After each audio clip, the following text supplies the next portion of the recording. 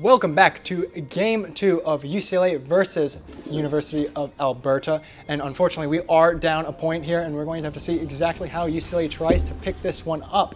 We have a much different team comp here, only keeping the Corki over from last time here on Temetrius Morant. We have Renekton top and Olaf jungle that is going to immediately insinuate a very strong early top side. It's interesting here because we're seeing Tom Kench here on the side of University of Alberta, which is not a very common top laner anymore after the changes to his Grey Health Shield passive for his E. And we're going to see that because of the changes, Renekton is going to be able to chip at him over time much easier than he would have before. We are going to see UCLA doing a bit of invading here, not actually getting much out of it. Tristana has been the move from the side of University of Alberta into the Corki here. I'm going to assume that meant that the Ahri was banned out between games, as Ahri was an absolute menace last game and completely devastated the lines of UCLA. On this bot side here, we got Doggo on Ezreal, and we have Alibye on Karma. We have a very classic poke lane. First Poro is going to find AFK Shadow here, and Strauss is going to move up. Let's see if that's going to be a kill. The W start is a risk for the First Poro, but it might be paying off as, oh, but Strauss missed the axe. Can Shadow leave? He has the Ghost helping him just a bit, and it will be Shadow who's probably going to have to use Ghost and Teleport here. Unfortunately, First Poro is going to have to deal with the first 7 minions of this game without a Q. And that's going to be problematic for shoving in the wave. Tom Kench probably not going to actually miss out too much besides Summoner. Olaf also having a pretty decently late start to his first camp might hurt him just a bit. We're going to see here on the bot side of University of Alberta that they have gone for a extraordinarily disengaged and more so reactive focused bot lane. We have the Veigar, the ramping AP damage mage, paired with the Braum. The Braum is the shield, the door shield, the I don't want you to come any closer to my carry kind of man. And we're going to see that it's going to be probably not great for University of Alberta when they're going to be playing into the poke that is Ezreal Karma, but Braum will help with that, and as long as Veigar is able to get a bit of stacking off, it's going to be fine. And that's going to be an issue for UCLA moving on, as they don't have much scaling outside of that Corki mid. Ezreal is going to be a fine late game champion, but there is quite a bit that's good at dealing with him, that being the engage of Hecarim, the engage of Tom Kench, and the projectile blocking of Braum. Tristana is also going to be a pretty interesting pick here, as it's probably only going to be to apply early game pressure on this Corki. University of Alberta does not want Temetrius getting ahead in this game. Corki was probably one of the only reasons last game was as close or took as long as it did, as Corki's going to be able to make do much better with scaling than any other champion in the mid lane right now. Olaf and Hecarim are doing a 6 clear path. Hecarim will be hitting the bot side first here and will not be taking the scuttle, as it will be UCLA's the Doggo going to be getting vision here and pushing Hecarim out of its way. The early game pressure by Karma Ezreal is definitely something to have to manage when you're both a jungler and a bot laner here on the side of University of Alberta. Strauss will be caught out by this ward here placed by Hecarim. It's going to be scuttle for UCLA. Renekton's going to actually find the top scuttle here, and that's going to be most likely a double scuttle. So UCLA, both games now, have been really keen on providing this river pressure through the scuttle vision. Scuttle itself is not nearly as impactful as it used to be with its huge EXP nerfs, but it still has that crucial vision element that can be heavily used to protect yourself from ganks and to clear up the way to gank yourself. Olaf is going to be having up back to the top side here, probably going to do an immediate re-clear. We do have the dragon spawning soon. However, one of the few issues for University of Alberta is, although they were able to get early dragon pressure last game, they do have to deal with Olaf, who is excellent at fighting in these early game skirmishes, especially on low HP. AFK Shadow will be getting hit by this axe here, but is most likely going to live, as with the gank, AFK Shadow's Tom Kench's Grey Health is going to be back to its bot lane level, and it's going to be much harder to deal with. Olaf is going to now go back to a delayed clear. As you can already see, his Raptors are up, so he's basically missed probably around 30 seconds of uptime on that Grom. It's going to be slightly inefficient clear, as it's going to be XZ4 going to be invading the jungle, getting these Raptors. This is actually going to be pretty big here. If Hecarim is able to maintain an advantage on this Olaf, screw up the clear however much he can, that's going to put Olaf further behind. And Olaf is especially a champion that wants to hit that level 6 power spike ASAP. It's going to be Temetrius going to have to Valkyrie out of here. XC4 going a bit deep here as Temetrius will flash into safety. Alibye is going to be hovering just a bit, trying to provide a bit of safety here. And it's going to be Temetrius poking out. Temetrius is low on mana on the Corki here, so he's going to have to be careful about that. He's going to almost miss cannon, fortunately not going to. As Karma is going to be supporting the Olaf here. It's going to be Tristana who goes on Corki.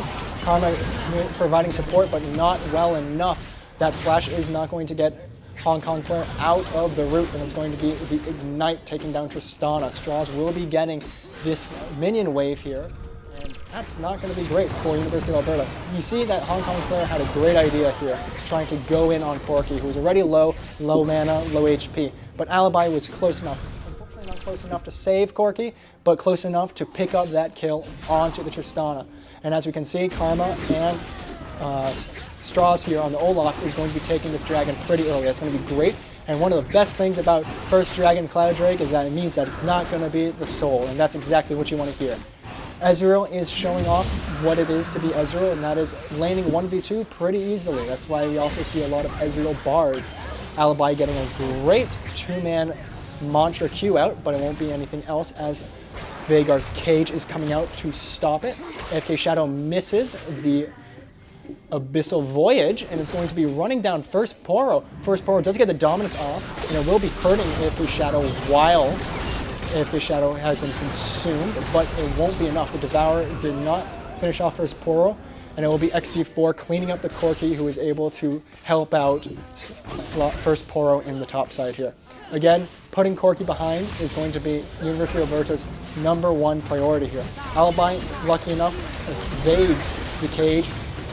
Going to be Straws, not caring about the cage, running him down. Both kills going on Ezreal. We can see this as a profoundly great transfer of gold, as Olaf is going to fall off much harder than Ezreal. We already see the Sheen here and the Longsword on Ezreal. It's going to be not much in terms of value, but it's going to be a lot of damage, and we can see these Sheen procs in this fight.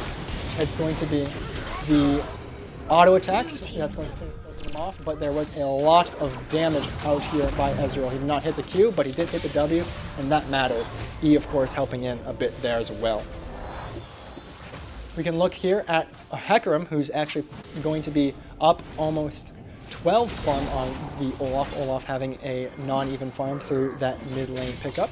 And it's going to be pretty problematic here, as far as Hecarim can get ahead, Hecarim is great at just going past the front line, past the Renekton, past the Olaf, and going straight into the back line of Corki, Ezreal, Karma, and trying to disrupt fights in which you really need to keep Ezreal, Karma, and Corki alive. AFK Shadow here a bit caught out. Straws will be evading the Abyssal Voyage once more, but it will be AFK Shadow not being able to do much, as 4 members of UCLA are going to be here hovering the mid to top side jungle. Ezreal and Veigar having a blast on the bot side, not really doing much. Veigar not in too much of threat by Ezreal. We can talk a bit about Veigar's choice in running Electrocute. Electrocute is not usually a preferred rune, keystone choice by high-level Veigar players, instead opting into the Predator, which synergizes quite well with Ingenious Hunter and the Everfrost, which is exactly the kind of build you would usually want to see on a Veigar, as it gives Veigar the potential to just run people down, trap them, CC them, root them, whatever it needs to be, and just finish them off with the innate AP he has already.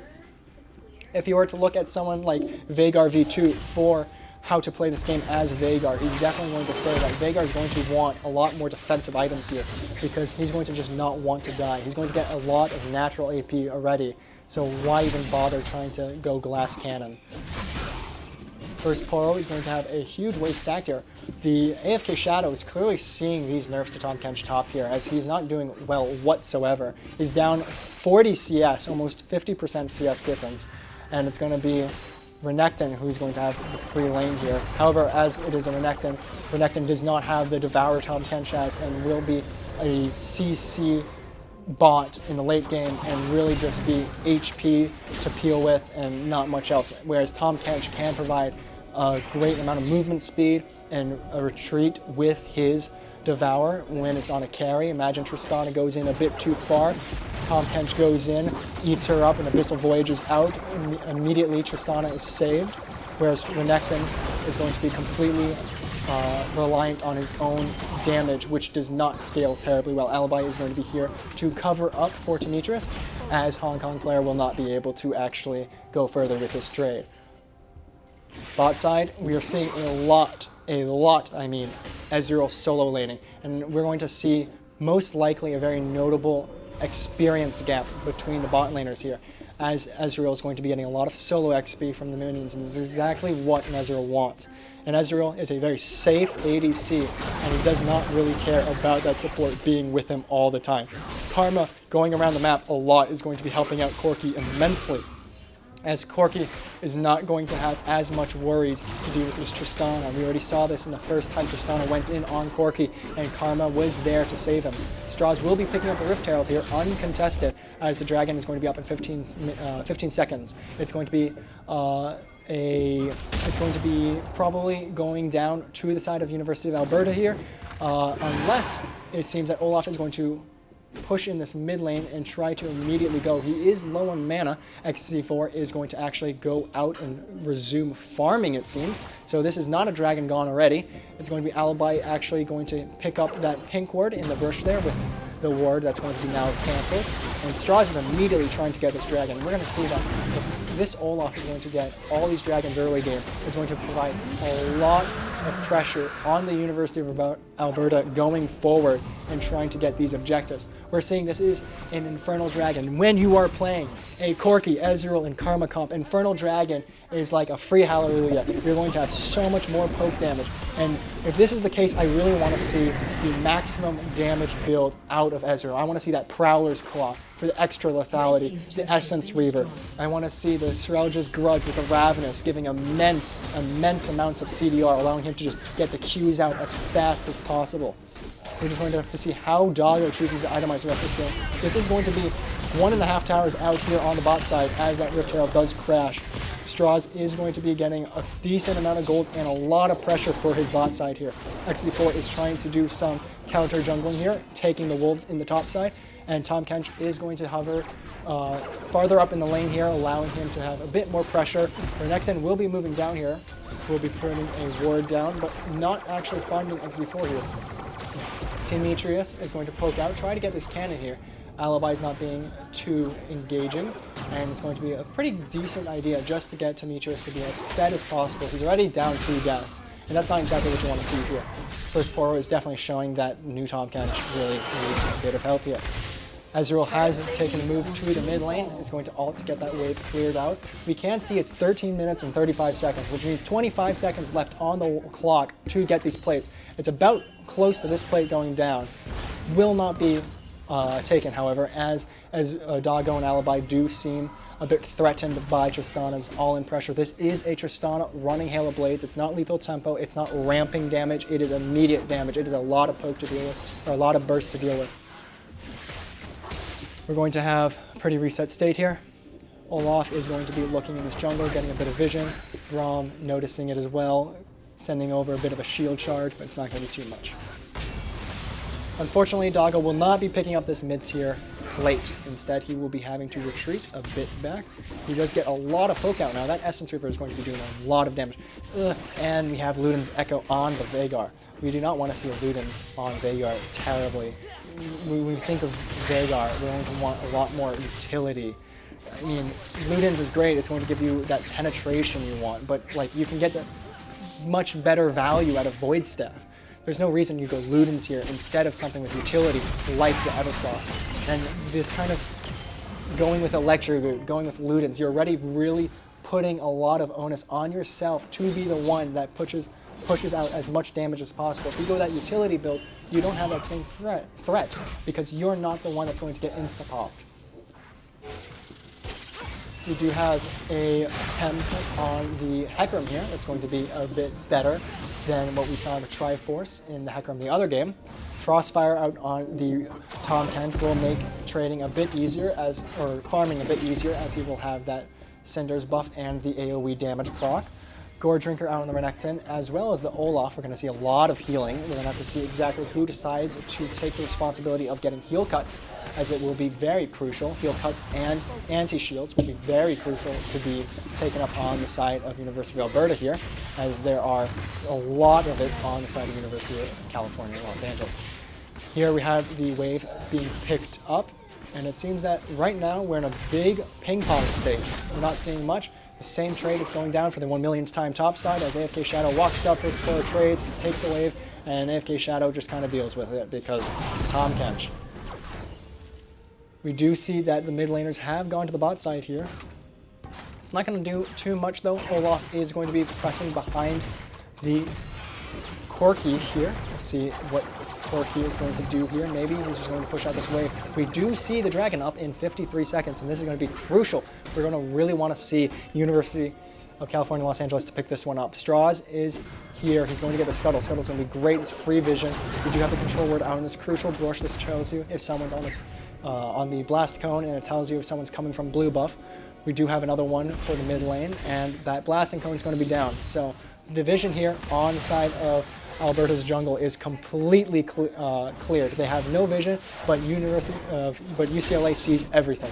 XZ4 is hovering the top side here, and this is not going to be great because that means it's almost a certainty that this dragon is going to come up. There's going to be the ghost coming out and the ult, and the Tristana is going to probably follow up. Your dominance will not be enough. Oh my god, he still tries to go in, and it is not enough. First Poro will be losing flash and dominance here, and it's not going to be what you're looking for.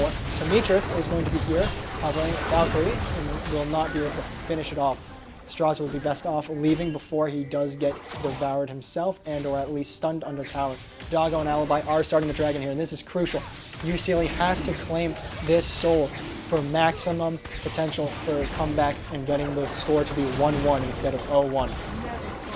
Ezreal has the Caulfields here. We're going to have to see where he chooses to take it. Caulfields does build into, I believe, Trinity Force now. And so we'll see if that's going to be a Trinity Force purchase or one of the lethality items, as Caulfields does purchase into the lethality items as well. First Poro will stop the Rift Herald by XZ4 and might actually start doing it himself, as we do see the rest of UCLA hovering here between the mid and river. Goach being not as useful this game as he was last game. The Veigar not nearly as effective as the Zeri was. Zeri was a great pick for the anti-shield, but now Veigar already going glass cannon. We got the Sork Pen shoes and the Ludens, and not any utility seen. The True Shot Barrage will be stopping the back, but it's not going to do much in terms of damage, only hitting one member of Alberta. Hong Kong will be picking up this bot wave. Tristana, great side laner. Only issue is that if she gets CC'd or caught out, she will be dead. But that bomb will chew down towers very quickly. Second Rift Herald coming out by Straws here. It's going to be another tower to the side of UCLA. XZ4 trying to look for something. It will not actually end to any avail, as Straws will try to finish up his tower here and then immediately go into the fight. XZ4 is a bit close, and he's taking so much damage, as it will be Olaf who's going to run away unstoppable. Doggo is going to be able to also escape the cage with the help of Karma's Mantra Shield. Straws will be cleaning up a bit more of the jungle here. There's a full jungle here on Alberta's side that Straws will now be able to claim. Alibye is doing a bit of hovering, make sure nothing goes awry. Doggo is going to probably take this red buff here, as it is better on the ADC than it is on the jungle, and AFK Shadow has to respect the massive amount of UCLA's members here on the top side. It will be the top tower falling for Alberta, but it will not be the only tower falling, as UCLA's bot lane tower falls by the Tristana. True Shot Barrage does come out, but it will not be hitting anything aside from the wave. We do see a bit of resetting here, not too much going on. AFK Shadow is doing what he's been doing the entire game, and that is farming and not doing so happily. Corki is going to pick up this bot wave here, and in terms of interesting builds, we are seeing that we do have the new build coming out by the Hecarim here, as we are going to see Hong Kong player immediately deleting Temetrius under the tower. But this is the new Hecarim build in which you go Muramana's second item. It is going to be a good AD steroid, as the tier will allow for greater pressure in terms of using his Q over and over again. And the AD will help make up for the lack thereof in the no Trinity Force, but instead the Chemtech. Strauss will be going mid here. Doggo is going to be helping push the wave in. And it seems like it's pretty reset at the moment. Both teams are backing off. The only objective we see on the map right now is the newly spawned Baron. Veigar will be picking up this blue buff, which will allow him to farm a bit easier. And he's going straight to the Rabadons. We'll have to see when he actually finishes it, because we do have a crucial point in the game in 2 minutes where that Dragon Soul point will be taking place. And if Veigar is unable to actually claim or to actually finish an item by that point, he's going to be largely useless compared to the Ezreal. Same thing with Tristana. Can Tristana finish that Infinity Edge? Infinity Edge is going to be a lot more damage. Whereas the Corki is going to be pretty fine with his 2 items already. He doesn't really need much more. Ezreal doesn't really need much more because of the nature of their champions. They are poke champions. They don't have to do everything at once. There's no timer on their heads. They just weave in and out and try to get as much damage as possible. And we will be seeing a bit of a reset here, preparing for this ensuing fight. We do have a collection of people here in mid lane now. We're gonna have to see, as Strauss will be stopping his back in favor of actually managing the fight that's going to be going on shortly, but it will be XE4 instead running around trying to clear vision. This dragon will be up in 45 seconds. It will be crucial that the 2 remaining members of UCLA do make it to the pit in time. We will have the package on Corki, and this is crucial because package on Corki just amplifies the potential HF, and that's going to be Cage screwing over Alibye. Alibye will be falling down here as all the different methods of damage come out, but might not be enough. The Cage actually not really stunning anyone other than Strauss, who doesn't even get hit by Goch's Q as he does miss. Doggo doing a ridiculous amount of damage, the ult having to come through the Hong Kong player on the Tristana, and it's going to be not enough as that auto attack will be sufficient to kill. Ohami is going to be here, First Poro moving up. AFK Shadow does come down, but Doggo and Strauss should be able to just deal with him when First Poro stuns him out. First Strauss is going to get a lot of HP actually, as he is in Olaf. Unfortunately, the Braum is going to be not taking much damage, and it won't be the same as what it could have been. Doggo is doing a dumb amount of damage, as Goch and Ohami are going to be very low. True Shot Barrage going wide on both of them. There will be a flash in exchange. Doggo probably is going to have to go in here, and Ohami does actually protect against his Q. And now we do see that UCLA is reset, and they will be looking towards this dragon here. XE4 is going to be able to come in time, but will he just get deleted instead? He does not have much of a team to support him here. Doggo is very low. First Poro is very low. But it will be Alibye keeping XE4 out of the pit here. They do not have any sufficient way of dealing. XE4 does try to kill First Poro, but First Poro, being very tanky, will not care about XE4, who does not have a Muramana completed yet. He is instead chosen to go for the stopwatch, which was a smart move had the fight gone a different way. Now we do see the Dragon Soul on the side of UCLA, and that's, although only a 4,000 gold difference, there is a lot of gold to be found in those stats in that passive, and it's going to be very difficult for the University of Alberta going forward here.